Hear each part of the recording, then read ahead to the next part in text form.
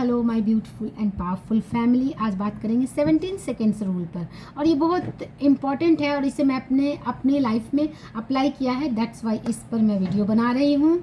जब मैं जिम जाती हूँ तो ट्रेनर बोलता है कि 20 रेपिटेशंस के 3 सेट्स लगाइए या फिर 15 रेपिटेशंस के 4 सेट्स लगाइए। तो मैंने कैलकुलेट किया, वो अच्छा 60 के आसपास आ जाता है। इस तरह से 17 सेकेंड्स के रूल को मैंने समझा और इसे मैंने अप्लाई किया। तो इसे समझते हैं कि अब्राहम हिक्स के अकॉर्डिंग किसी भी चीज़ पर जब हम 17 सेकेंड्स फोकस करते हैं तो उसके मैनिफेस्टेशन की फ्रीक्वेंसी को जस्ट स्पार्क मिलता है। लेकिन ये 17 सेकेंड्स तक कंसंट्रेट करना, एक चीज़ पे फोकस करना, ये भी एक चैलेंजिंग हो जाता है। लेकिन क्या 17 सेकेंड्स एनफ हो जाता है? तो 17 सेकेंड्स वो मिनिमम टाइम है जो कि एक स्पार्क मिलता है चेंज करने के लिए। ऐसे 4 सेट्स क्यों लगते हैं, इसे आप समझते हैं कि जिस तरह से एक पानी है, एक आइस है, वो अगर -100 डिग्री सी या -10 डिग्री सी पे है तो पहले उसे हम लाते हैं 0 डिग्री सी पे, आइस बनाते हैं। And then latent heat of melting लगता है 0 डिग्री सी पे वाटर बनने में, जो कि 80 कैलोरीज पर ग्राम होता है। एंड देन वही पानी 0 डिग्री सी पे वाटर बॉइलिंग पॉइंट तक आता है जब हम उसे 100 डिग्री सी पर ले जाने के लिए उसे एनफ हीट देते हैं।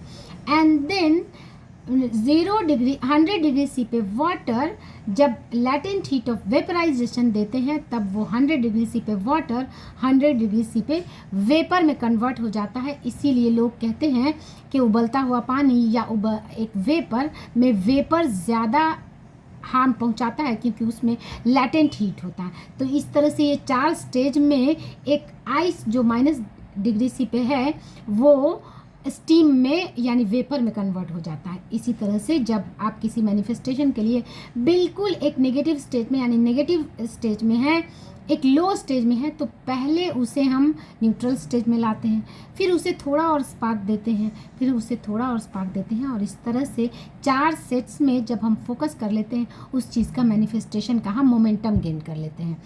और ये अब्राहम हिक्स के अकॉर्डिंग इसे डॉक्टर जो डिस्पेंजा के प्रिंसिपल से समझेंगे कि एक थॉट्स को जब हम 17 सेकेंड्स तक फोकस करते हैं देन उसकी फीलिंग्स जनरेट हो जाती हैं, और जैसे ही उसकी फीलिंग्स जनरेट हो जाती है उससे मिलता जुलता अनदर थॉट माइंड में आता है, एंड देन उस थॉट्स को मैच करती हुई फ्रीक्वेंसी से आपको फीलिंग्स जनरेट होते हैं, एंड देन उस फीलिंग्स से मैच करती हुई अनदर थॉट आपके माइंड में आते हैं। तो thinking and feeling and thinking का एक लूप बन जाता है और ये आपको मैनिफेस्टेशन की फ्रीक्वेंसी में ले आ जाता है।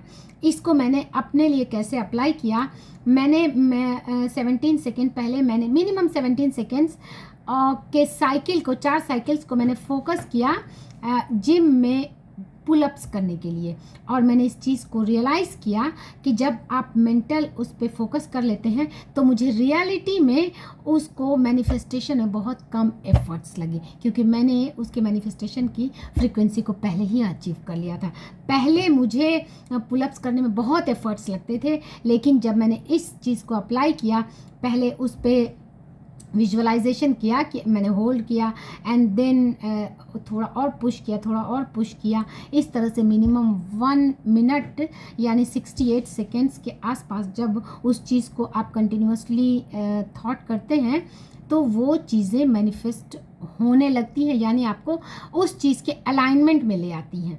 लेकिन इस चीज़ को आप मैनिफेस्टेशन के लिए लाने से ज़्यादा ज़रूरी है कि आप मैनिफेस्टेशन की जब आप डिज़ायर कर लेते हैं तो ask and it is given. जिस चीज़ की आप डिज़ायर करते हैं वो उसी वक्त वाइब्रेशनल फील्ड में मैनिफेस्ट हो जाता है। हमें ज़रूरत होती है उस फ्रीक्वेंसी को अचीव करने की, तो हमारा फोकस होना चाहिए वाइब्रेशनल फ्रीक्वेंसी को अपलिफ्ट करने में, यानी हमारा फोकस होना चाहिए अपने वाइब्रेशन को अपलिफ्ट करने के लिए। इसमें 17 सेकेंड्स का बहुत इंपॉर्टेंट रोल होता है, जिसे हम यूज़ करके अपनी वाइब्रेशन को अपलिफ्ट करके उस अपनी मैनिफेस्टेशन की फ्रीक्वेंसी को अचीव कर लेते हैं।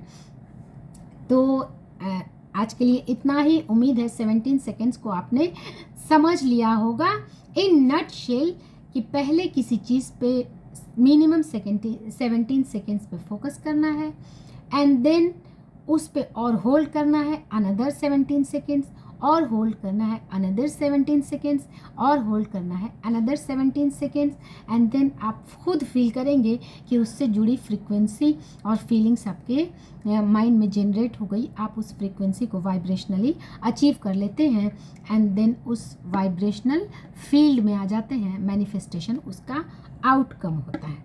तो उम्मीद है मैंने अपने लेवल पे 17 सेकेंड्स के रूल को जितना अप्लाई किया खुद, और जितना मैंने नॉलेज गेन किया अब्राहम हिक्स की थ्योरी से, डॉक्टर जो डिस्पेंजा की थ्योरी से, लैटेंट हीट की थ्योरी से, सारी चीज़ों को कंबाइन करके तो आप इस चीज़ को समझ सकते हैं कि किस तरह से ये 17 सेकेंड्स रूल काम करता है।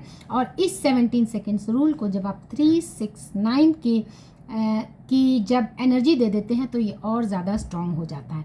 369 पर अभी मैंने खुद काम नहीं किया है, जब काम कर लूँगी उसके रिजल्ट्स आ जाएंगे एंड देन उस पर मैं वीडियो बनाऊँगी। आज के लिए इतना ही, मिलते हैं नेक्स्ट वीडियो।